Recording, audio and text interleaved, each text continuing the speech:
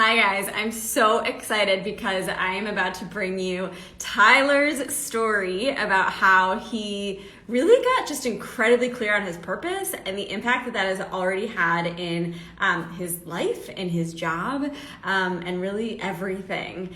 So he's going to be on in just a second to share his story. And the cool thing about this story is he's still actually in the middle of the program. He has not actually finished the program yet. So you're going to actually get to see what it feels like to be in the midst of this craziness of Paths of Purpose. So I can't wait to share his story with you. And there he is. He's going to be requesting to join in just a moment. Okay, let's get Tyler in here. Let's see. Hold on. I'm just going to post this. Okay. Oops. Sorry, Tyler. Can you request one more time? Because I didn't click on it fast enough. We'll wait for that request to come through. Okay, beautiful. Oh, hi, Jen. Hi, Lauren. Hi, Emma. Okay, guys, this is going to be such a good one. We've actually never done a live where we have somebody. Hi. Hi. So I'm so excited to do this. We already have a few people joining. Jen's on here. I know you know Jen. Oh, hi, Jen. So Tyler and I were actually just talking a few minutes ago, and I was just commenting that he's very on brand with his sweater and his plants right now. So we're just going to say, yes, this was planned. You know, on plants. Okay, so Tyler, I was giving you a really brief intro and I was explaining to whoever's watching that you are actually in the middle of Path to Purpose. And so Yeah. this is the first time we've actually started to really share what it's like to be in the middle. Yeah. And so let's just kind of kick off. I'd love for you to just like very briefly introduce yourself to all of our beautiful followers and watchers, and just tell us a little bit about where were you before you joined Path to Purpose? What was going on in life? Sure. I'm Tyler. Hi, everyone. It's my first IG Live too, so I know Emily's been doing that with everybody. So I have been in marketing and advertising as a professional for the past like 10 to 12 years. And I found myself for a while in a cycle where I would, start at a job. I would have the newness of it, the excitement around it. And I'd work really, really hard for about 2 years. And at that point, I would start to really burn out and I would switch my job. And I had cycles and cycles of that. And I guess I have always been more of the, it's not me, it's you kind of situation where, I never really thought that the reason that I wasn't liking the job or what I was doing was because of potentially, myself, but more so because of, the company or the work that was going on. So I felt like uninspired. I felt stuck kind of in this cycle. And in my current position, I was starting to realize that that cycle was going to come back up. And I started to recognize that within myself, and I knew that was gonna happen and take place soon. So you decided to do something about it. So tell us a little bit about like why did you you sort of had gone through this cycle before, and honestly that cycle is really common. Like I know I've experienced that where it's like you as soon as you know a job, right? Once you know it, it's like, oh, this isn't new, this isn't necessarily challenging, right?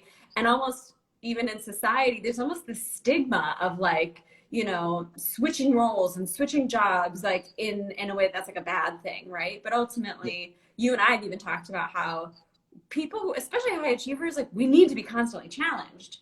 We are right. Yeah. Like that's part of like kind of what lights us up is sort of continuing to have different projects and people and experiences as part of the work that we do. So anyways, but you'd gone through this cycle a few times already, but this time you decided to do something a little different. You decided to join Paths of Purpose and get support and join the program. So why did you decide to do that? So actually, my boss recommended one of your career camps back last summer. Hi, Leah, if you're watching this at some point. She had recommended to attend one of your career camps last summer. I attended it, and I think it was the week-long one. Absolutely loved it. Like, felt like a new person in a different headspace after that week. For different reasons, had decided at that point not quite to join Path to Purpose yet. I was in the middle of like a move and a big life change. And then like right around November, your purpose workshop popped up. And so I took that opportunity to do something about that then. Amazing. What were you hoping to get out of the program when you first joined? Hold on one second. Okay. I'm really sorry. No, IG no Live. worries. Hello, everybody who's hanging out with us. Tyler, we'll be right back.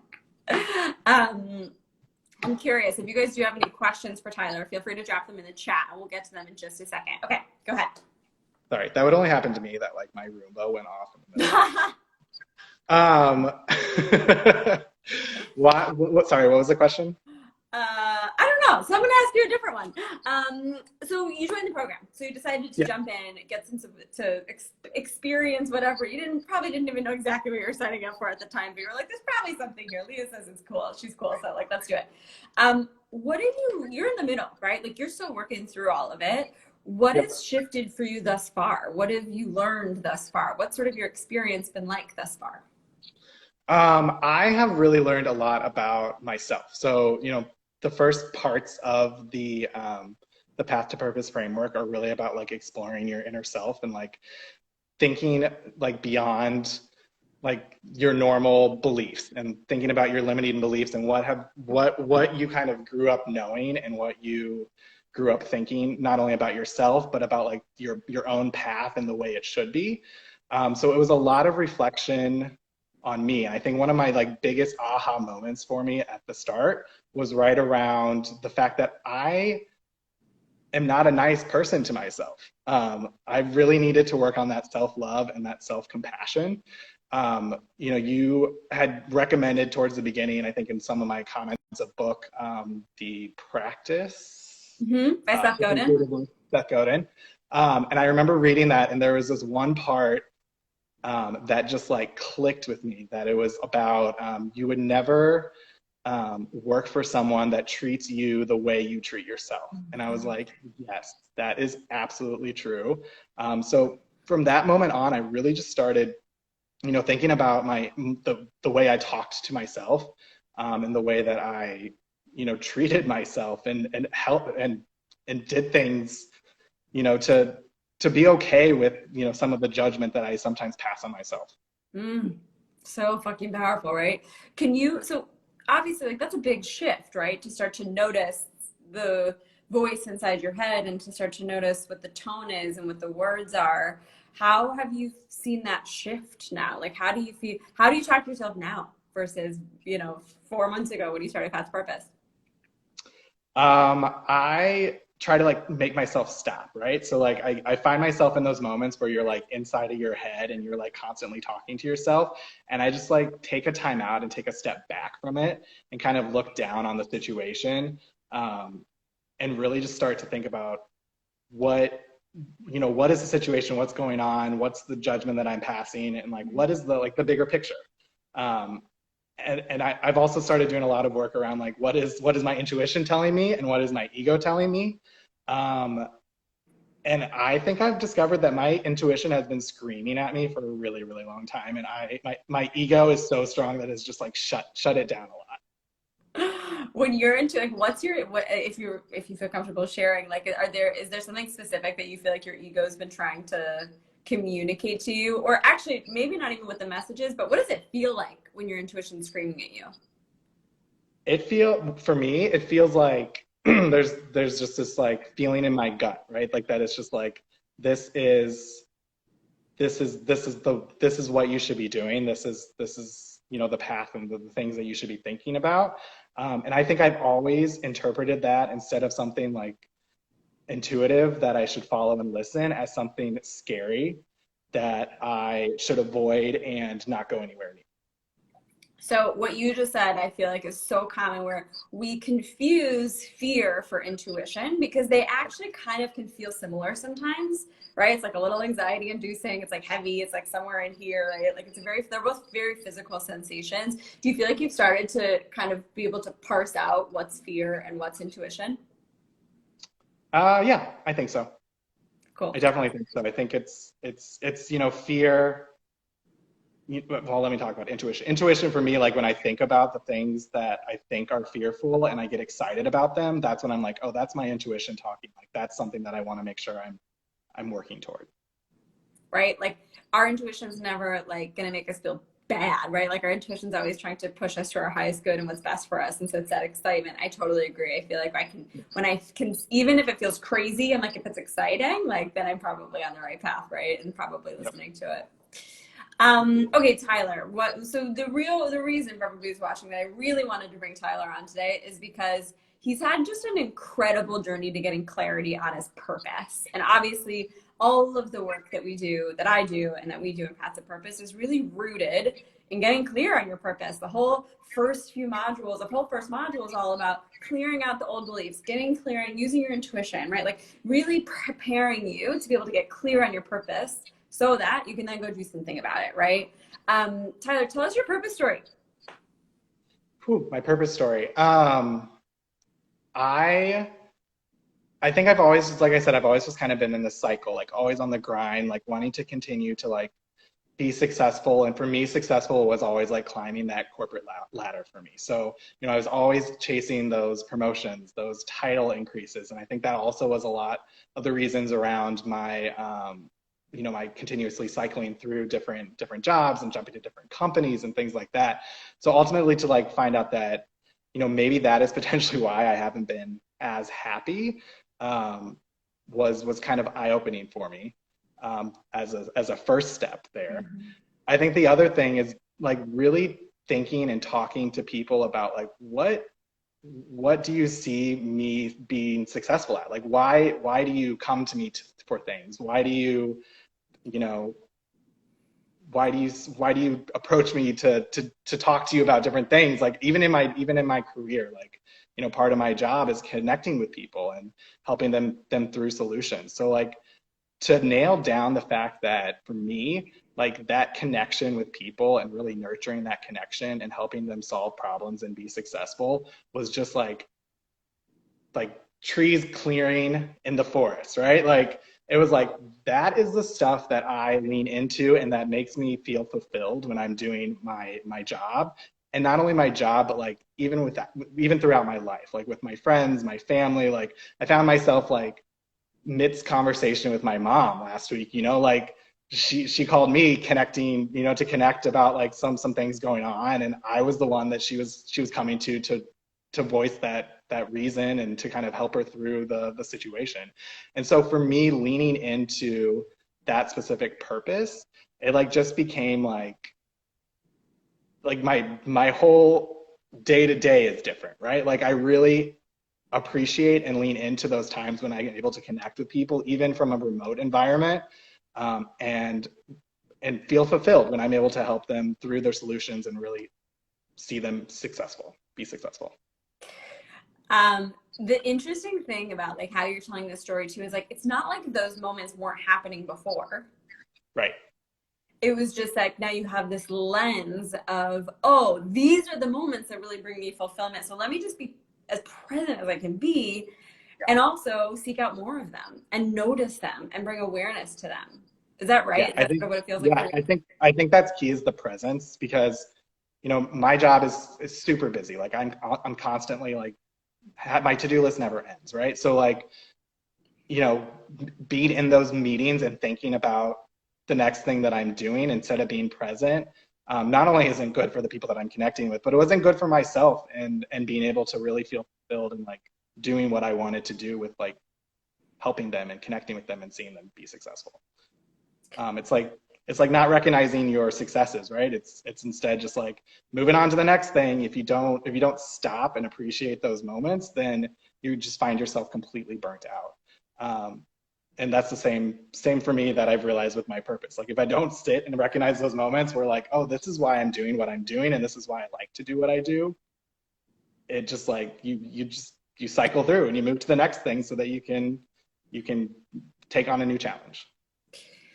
So often people will start Paths of Purpose and feel like the only way I'm going to be happy is a career change. The only way I'm going to feel fulfilled is if I'm in an entirely different job, right? An entirely new role. Like that is quite often what I hear. And sure, it's possible, like you might want to make that transition at some point. But I think like what your story is calling out, which is so clear and so common, which is it really, what do we want at the end of the day when we want a career change or a new job? We just want to be happy. We just want to find a job that's just going to make us happy. But we Yeah. think that the newness is right going to be like we think whatever the new thing is, like that's going to be what's going to make us happy. And newness is fun. It's shiny. It's bright. But as we talked about, like newness doesn't last forever, right? Right. So day in, day out, like we can't use newness as our way of finding deep happiness and fulfillment in our work, right? We'll just be chasing something that doesn't mean anything, right? And I think what your story is really just shedding light on is that, you don't have to make a change to start to feel happy and fulfilled in your work. And then it really is just, it sounds so simple, but it's just a mindset shift. It really is just a complete reframe of how you're experiencing every day of your life now. Yeah. Yeah. I mean, absolutely. I think, my headspace, I don't really know how to explain it except like my headspace just feels different. And I feel like I've just like shifted completely in how I think about my day to day and my work. It's like I was living in this like fogginess. And now I sit down to work and, I'm very specific about what I do, and I still have the busy work that I have to do and I have to get done. And that's just part of my job and what I do. But I look forward to those moments when I'm able to, connect with people and fulfill my purpose, essentially. All right, so it's probably, I mean, I know you're already doing this. Can you just like share an example of how just like a little tweak that you've made in terms of how you approach your day or how you approach your week that's helped you keep purpose as like the focus or the director of like your time and energy and even just like the to-do list? Like how has purpose informed how you spend your time and your day? How do you do things differently now? Yeah, I mean, I guess I would, yeah, I just consider it purpose, but in general, like just what I've learned from the program, like focusing more on like myself and like what I'm feeling and what my body is telling me has been huge. So I used to be a person that would wake up in the morning and be like, all right, I have to go get all these things done before I actually sit down for work. I want to work out. I want to, make sure I have a great breakfast. I want to do X, Y, Z, all these different things, maybe read a little. More recently, very recently actually, I've kind of just like stopped and made my mornings just happen and be whatever I want them to be. That has been like a huge change. I haven't felt this like pressure to like get something done in the morning for me. And it just changes the whole way that my day starts out and then sets the tone for the rest of that day. So that has been a huge shift for me. I think also just like, even in this like working remote environment, setting guardrails for working from home for yourself. There's the saying that, we're living at work, not working at home, kind of mentality. And I think it's important that people set those guardrails. And for me to know that I can do that and I still have those moments where I can, do the work that I need to do in these set times has been huge for me. That's amazing. And I think just like what you're calling out too is like boundaries is a learned skill, and like it isn't like traditionally taught. Like we don't really learn boundaries, right? Like you don't learn that in school, you don't learn that at work, you learn the opposite at work. You're sort of like inspired to not have boundaries, right? Especially when we're working from home. And I think like, yeah, I mean, I just want to hit home what you just called out, which is again, it's like we operate through life through this lens, and then all of a sudden we realize like, oh, we could look at it this way, and everything is brighter and calmer and more peaceful, and we have so much more space and time for ourselves. And it isn't this like, you haven't blown up your life, right? You haven't quit, you haven't like exploded everything. Like you just went from here to here, and that like 10% shift in the lens makes all the difference. Yeah, it's weird to think, like, completely honest, it like blows my mind at times to think that like how much different I feel just like shifting just a tiny, I mean, it's just like a tiny bit, and it just like makes me feel so much better and have so much clarity from what I do day in and day out. Tyler, thank you so much for sharing your story with us. I think we went through all the questions I had for you. Is there anything you just want to share with people about your story? Anybody who's listening to you, who's feeling stuck and frustrated and uninspired and burned out and unmotivated with their work, just in general, some wisdom you want to share? Some wisdom. I think like number one, you're not alone, right? Like everyone's feeling like, especially now, everyone's feeling like stuck, burnt out. It's a weird time in general. And then to just like have everything going on in the world on top of like feeling stuck and burnt out, like you're not alone.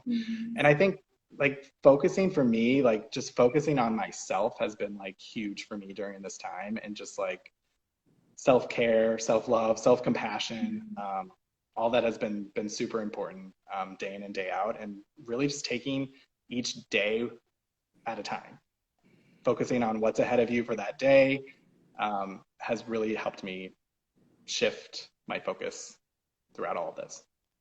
And it's funny. It's like I from a third party perspective, I listen to our conversation and we're like, yeah, self-love, self-compassion, like all these things, but it's real, like actually like learning how to like truly love ourselves and truly give ourselves what we need and truly have compassion for ourselves and actually put ourselves first. But it's like all of these things that you hear and you talk about, but when you really start to do it, and like for me too, I had to learn these things, right? And when we really start to do it, it makes just an insane difference of your quality of life.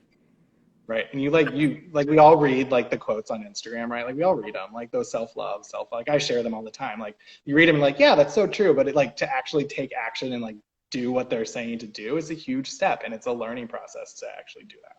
Totally. It's a practice. Tyler, thank you so much for hopping on and sharing your story. I have no doubt that you are inspiring everybody who is watching, and everybody's watching the replay too. If you, I don't know, I guess that's kind of it. You shared your final piece of wisdom. If anybody does have questions, feel free to drop them in the chat. Otherwise, I know somebody asked about the book that we were talking about. The book we were talking about is The Practice by Seth Godin. It's one that we both love. Any other books that are favorites of yours that you've read recently that you want to share? Not recently. That's the most recent one that I've started. Such a good one.